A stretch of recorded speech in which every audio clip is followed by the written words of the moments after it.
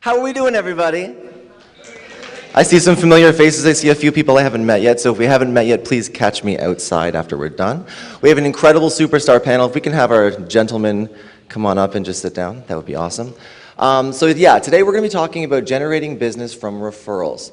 Those of you that know me know I normally talk about technology, so this is a completely different thing for me.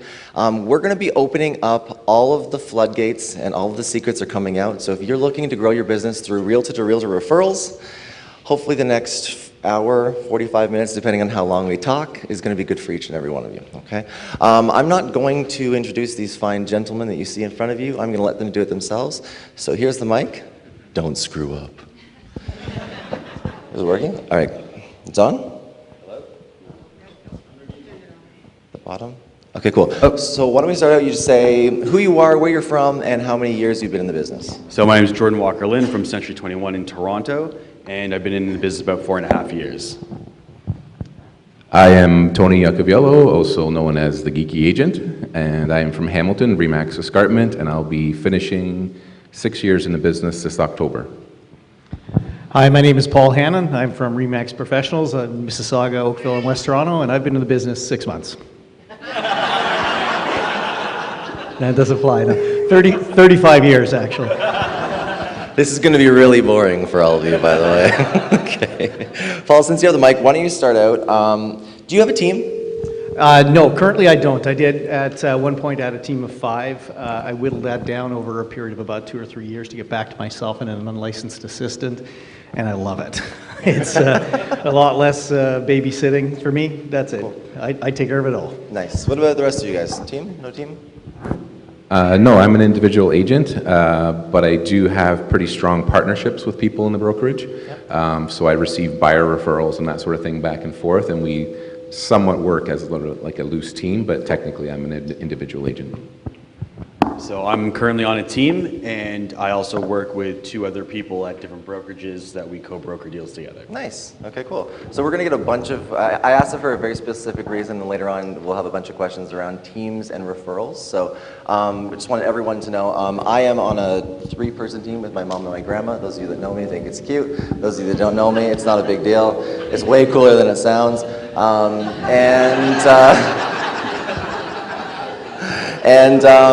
So we're going to have a whole bunch of experiences and a whole bunch of perspectives, hopefully, for all of you today. Jordan, why don't we start out with you saying, tell us what percentage of your business is referrals from realtors? 100% of my business is referrals from realtors. Nice. Currently for this year, I'm at about 65% total referrals, and about 50% are realtor referrals. All of my business is referral and repeat. 50% of that is agent-to-agent referrals, and I would say probably of the other 50%, it's probably going to be about 25-25 for client referrals and repeat client business. Nice. And virtually 0 new business. No randoms? No, very awesome. little. Yeah. Very cool. Does that sound good? Yeah. Hopefully you'll learn how to do this by the end of this. If not, you don't shoot them. Okay. You mentioned a portion of your business is a sphere of influence. What about like referrals that come from referrals? Have you looked into that? Like, what does that look like to you? Explain to me what you mean by referrals coming from referrals. So agents have, is that me? You've got to hold it up here at the bottom. Yes, sir. We can turn it down. Thank you. That would be great. Referrals from referrals. So I've referred someone to you. That person then refers someone else to you, like the spin-off business. Oh God, yeah, that is a big part of my business. Honestly, can you hear me okay? It sounds like I've lost my volume. Okay. The sphere of influence. Yep. and advocates, basically, yep. Are what it's all about. Building relationships with people so that they will spin your name off to other people. It goes on and on and on. Yep. Yeah. Awesome.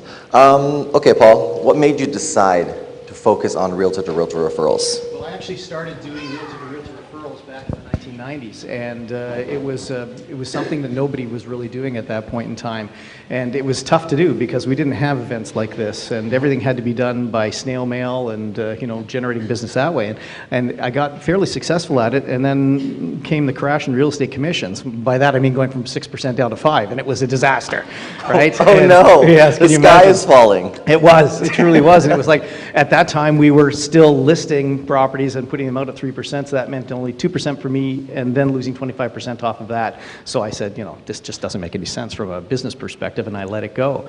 And about 12 years later, I ran into somebody at a small event, and they introduced me to a friend that said, "Hey, you remember Paul Hannan? You get his junk in the mail all the time." I said, "Man, I haven't sent that stuff out in years." Yeah. And it got me back into it again, and it has been an amazing twist with social media. Really changed the way we do this whole referral business today. Steroids. Yeah, exactly. Yeah, exactly. Next up, Tony, how about you? When did you decide, and what made you decide?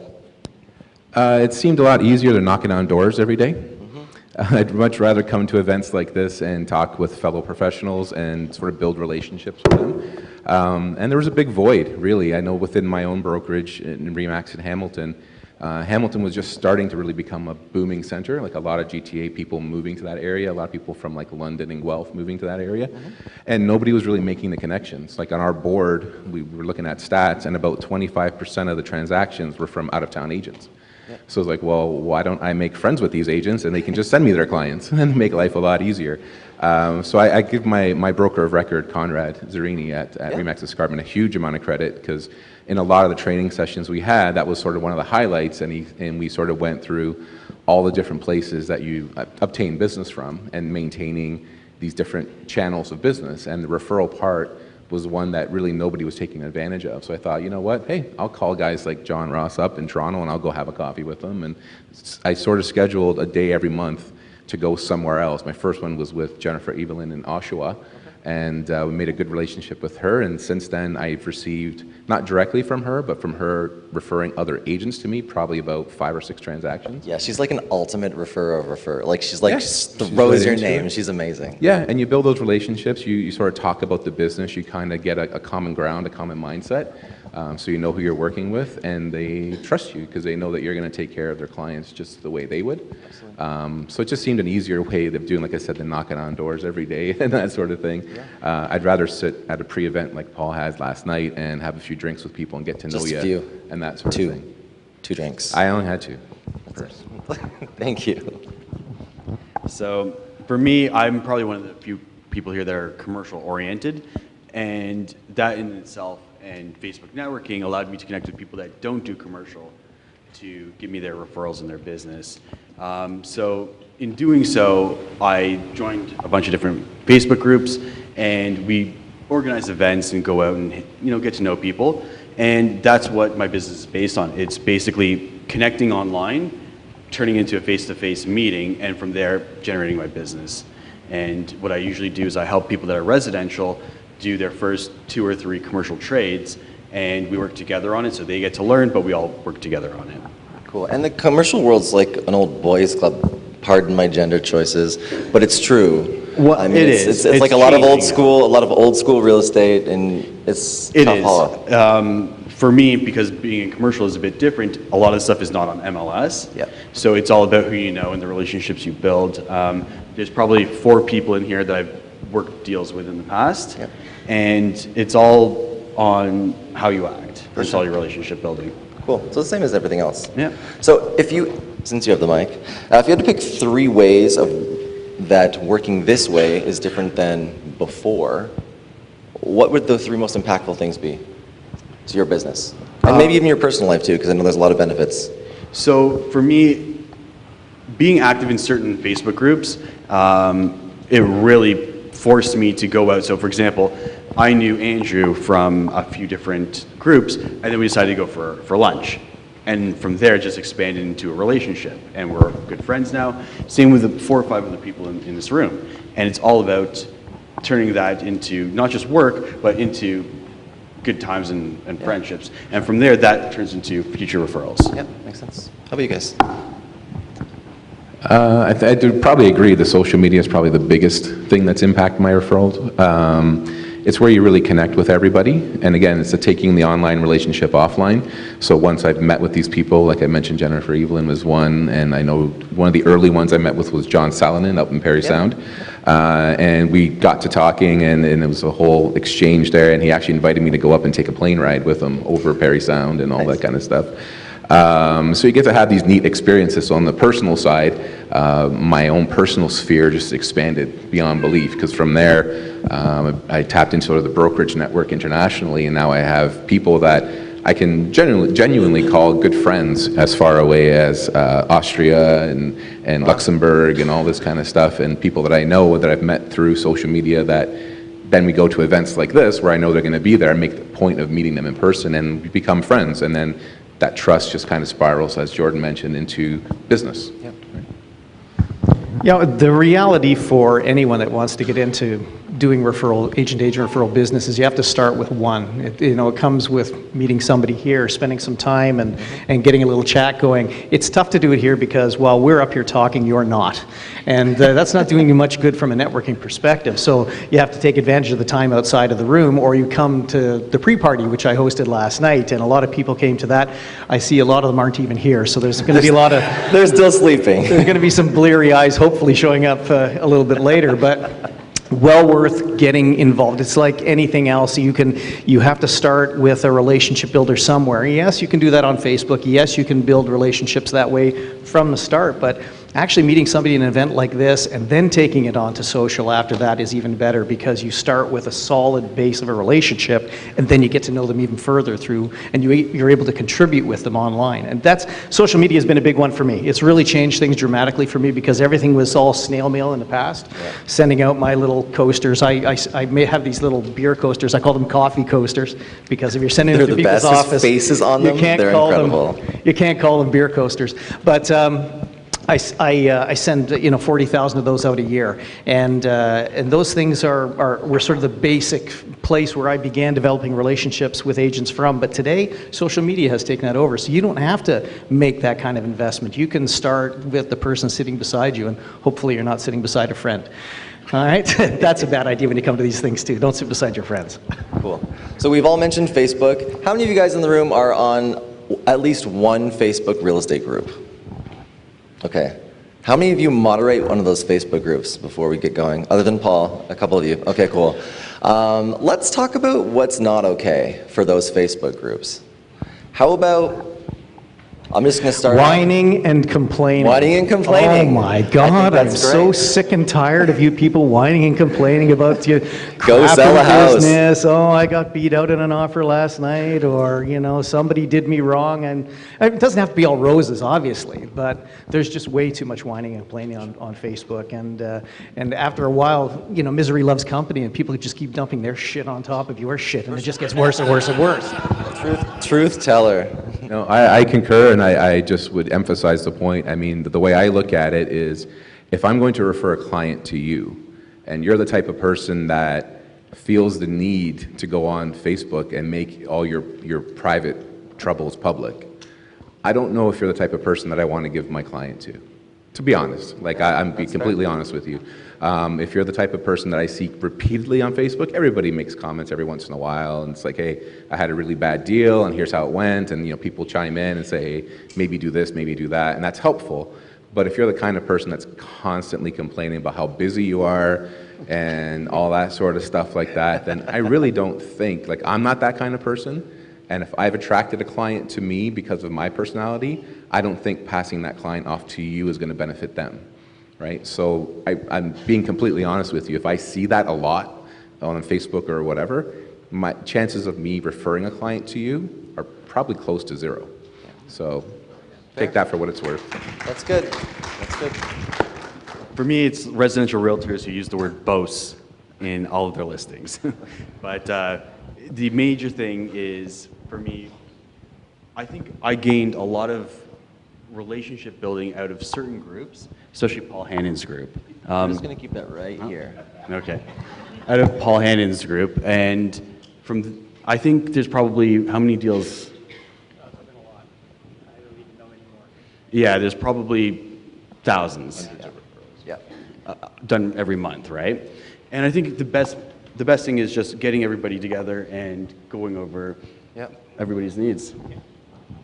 One of my pet peeves, and I don't know if everybody agrees with this, but people that work in your market that just take everything, even if they don't work in an area. If I ask for a referral for an area, I sure as heck hope that the people that put their hands up actually work there. I'm all for working everywhere. However, I'm asking you guys for referrals for a specialist. I want someone that knows what the heck is going on, right? I don't want someone that's like, I work in Belleville. I'm not going to put my hand up for Kingston. That's only 45 minutes away, but are you crazy? It's a completely different world. I was just going to mention, going along with that, I mean, the realtor community is a relatively small community. I mean, there's a lot of agents, but information gets around pretty quickly. So if you are that kind of agent who will just take any kind of a referral for a very wide area and then refer that client out again to somebody else, that gets around, and we know. Like, you're not hiding anything from anybody. That kind of stuff gets around. And the chances of you getting the next referral and the next referral after that, again, diminish each time those kind of stories get out. So it is very much a reputation-based business. It always has been. And that's between us and our clients and between us and other realtors. So your behavior in that respect, I mean, I only take things that work in my area, and I'm more than happy to refer a name of a different agent that I know that works in an adjacent area to someone who I trust. So that's perfectly acceptable. But for you to sort of do that and then take that client, expect to get paid, and then sub-refer it out to somebody else, that's a big no-no, I think, and that gets around very quickly. And who can even do that math, really? That's a lot of math. It's too much math for me. Too much math. Too much math. Since you mentioned referring out, how would you guys handle if you're away and you have a referral? So you're paying whatever the referral fee is to whatever agent that sends you those clients, and then you're in Bora Bora and you can't take care of them, and I'm looking after it. Paul, what would you do with me? If I'm in Bora Bora, I really don't care. Amen. Patient is important. Drop the mic. Truth be known, okay? Because I don't actually have a specific team below me anymore, I do have a business partner. I have my own RE/MAX office in Mississauga, a sub-office of the brokerage, and my business partner in that, Michael, takes care of all of my business. Michael's not a social network guy. He's not a social guy, for that matter. He's a huge producer, but he would just be completely freaked out to be in this room right now, even sitting out there. That's how much he hates it, but he's great in real estate. So I have a tremendous partnership with him. Partnership with him. And so, so how does it work? How do you make sure the client's taken care of? Well, everything is done through me initially. I make sure that I take care of all of the contacts, set everything up, explain that my partner Michael's going to be involved for the period that I'm away, because sometimes it's just a few days, or sometimes he takes it from end to end. But the agent who sent me the client needs to be reassured that they're going to be taken care of in the same way I would take care of them. So they need to know about Michael. It's not, you never want to blindside anyone, the client nor the referring agent, because either one of them could be a great referral source for you in the future. For sure. So I take the time to make sure that everything is run through me, and that way everybody is happy with it. And what Michael and I do splitting the commission, that's pretty simple. We just split it down the middle, So, he's taken care of, I'm taken care of, and from that end, the most important thing is the client is taken care of. Yeah. Awesome. That's great. I haven't had as many opportunities as Paul has. He's been around a lot longer, and he's done a lot more deals than I have. But for the few instances where that's happened, I've taken clients from other agents who's had referral clients, and they had to be out of town for a day or something like that. And I've done it the same, like being at a conference like this. I do have transactions that are pending right now, and so I've got people who are filling in for me back at home. And again, it's just keeping the lines of communication open. I think that's a big issue between realtors a lot. I had a negative experience that way when I first started. When there's disagreements over money, that's one of the biggest things that drive wedges between realtors. Mm-hmm. So I think being upfront initially, whether you're friends or not, I think sort of having that discussion with whoever you're working with as far as what the referral fees are going to be, percentages or whatever, right up front. And also just finding people that again, you trust to work with, so that when you're away, like we are, you can trust that transaction is going to be taken care of in the way that you would take care of it. And even then, I'm still available. Like, my phone is here, so if that client still needs to talk to me, I'm still available as well. So that's kind of the way I approach it. Cool. So for me, I introduce every client to my partners up front. So I'll be like, it'll be Jordan and Steve, or Jordan and my team, or so on and so forth. So people expect and know that I'm not the only one working for my client or the referral. So everybody's upfront and aware that it's not just Jordan, it's a dozen people that they would be interacting with. And that's how I alleviate any issues with that. Cool. I just give it all to Mom or Nana, and I don't have to pay them anything. So that was why I put that question in, because I wanted to know what you guys did. Truth. Okay, how about follow-up? So I send you a referral. Am I ever going to hear from you again? What do you do after? For sure. I usually send out, if it's a long-term lead, once a month. I send an update, and I CC them in every other email that when there's an update that's important. So for example, if you sent me a lead from, 3-4 months ago, and it's not somebody who's buying tomorrow, every milestone I'll CC you into the email so you see where we're at. Awesome. That's great. That would be helpful, right? You want to know what's going on. Yeah, you just keep the lines of communication open. I think it's the same as when you have a client. You kind of have to know what their expectations are in terms of communication, because I do work with some agents that don't want to hear from me. Like, they've told me up front, here's the lead. When it's done, let me know. Send me a check. They're busy, and they just don't want updates, constant updates. They trust me enough that I can get the job done. Other agents, and I'd say the majority are much more comfortable with me giving them the occasional, like, hey, just so you know, we've gone out to see our first properties, we're sort of getting serious now, and then a little bit later on, hey, we've had an offer accepted, and that sort of thing. For me, just as agents, as soon as I get a referral, I send out a thank you card to that agent. Or if I have other agents mentioning me in Facebook groups and stuff like that, after I've seen that happen a few times, I'll send thank you cards to them, and maybe like a Tim Hortons card or Starbucks card or something like that, just thanking them for thinking about me, and sort of, I'm not necessarily wanting to thank them for a completed sale. I just want to thank them for thinking of me in the first place. Rewarding the good behavior. Yeah, essentially. And just sort of, and the feedback that I usually get from them is they're kind of shocked, because most people don't do that, which surprises me. So it works. I mean, being nice to people works. It's kind of funny. Isn't that crazy? Well, I think the idea of feedback is something that people tend to neglect, and I don't think it's just in the referral end. I think it's in all parts of their business. But I can tell you that being on the flip side of the referral, where I've sent a client out, and I get one of those moments a month, 2 months later, and I go, whatever happened to that Smith referral that I sent to Jordan? And I haven't heard from Jordan at all, and I'm thinking, well, that's pretty horrible, I mean, so now I'm having to chase that person for feedback. You never want to be that person who's being chased for feedback, whether it's from a client or whether it's from another agent.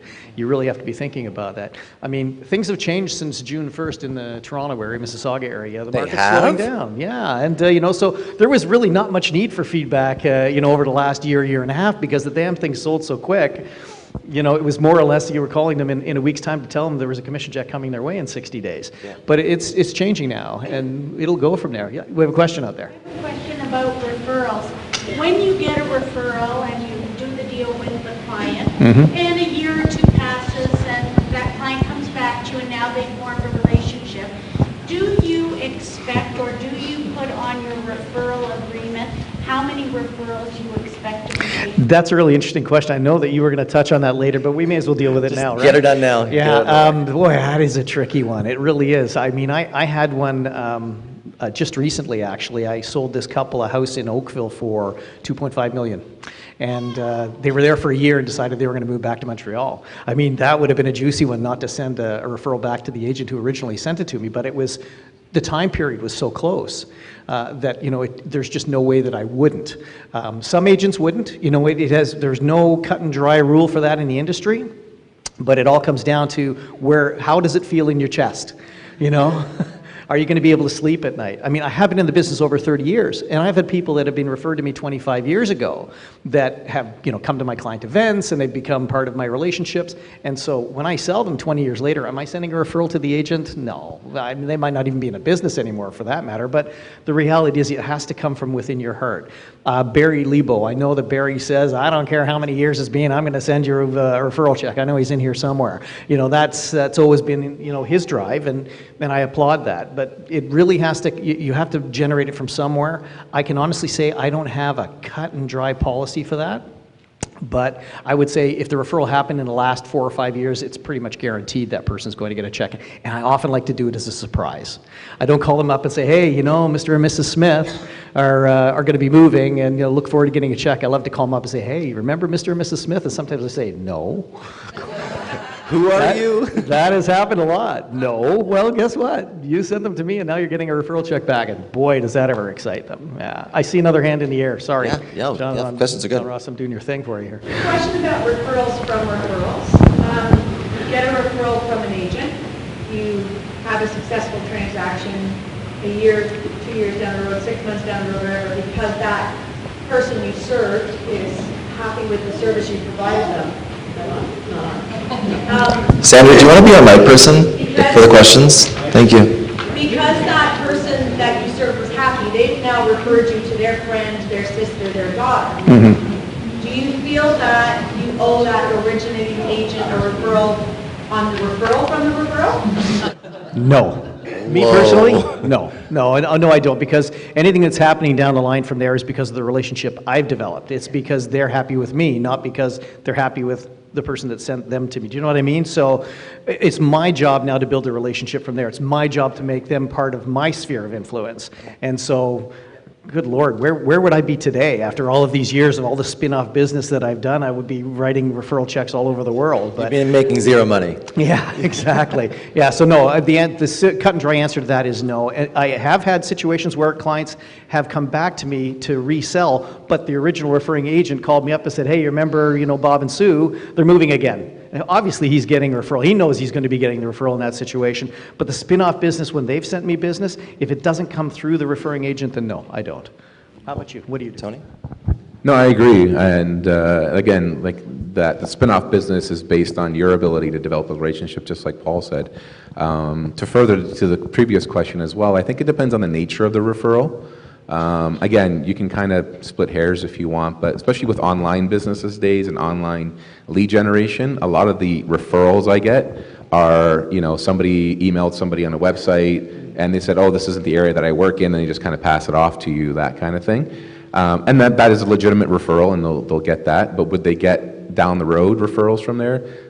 I don't think so, personally. Again, it was just a random email that they got, and they kind of passed it. They had no previous relationship with that client, and like never even spoke to the client probably. They just sort of forwarded me the email they received on their website kind of thing. That happens a lot too. But if it's somebody that a client had a long relationship, and actually Matt is here today somewhere, and I'm actually completing a transaction for him, and people that he knows fairly well, and he's passed them along to me and stuff.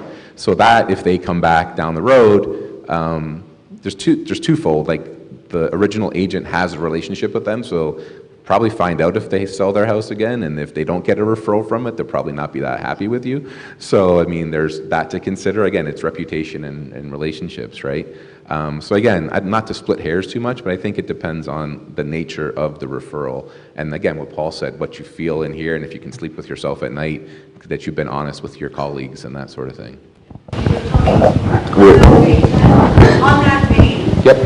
For electronic referrals, Yes. there are agents out there that have developed wonderful lead capture. Sure, absolutely. And I'm not talking about just Facebook ads, I'm talking about actual lead capture. Yeah. So you get a referral that way, there's no relationship, that agent's never met them. Obviously, Yep. you pay the referral on that, but that person 5 years down the road decides, now I'm going to sell the house, and they list with you because they liked your service. Yeah, no, I wouldn't give anything for that. I don't think you would need to. I'd be able to sleep at night and say, sorry, like, that's just me. Now, if up front, if the agent referring it to me, and we came to an agreement that that was what was going to happen, again, it's about communication and what expectations are, right? So if the agent generated a lead on their website that they've never met before and they just forwarded it to me, and the agreement going in is, I have a standard agreement, and maybe this will come from this conference, I don't know.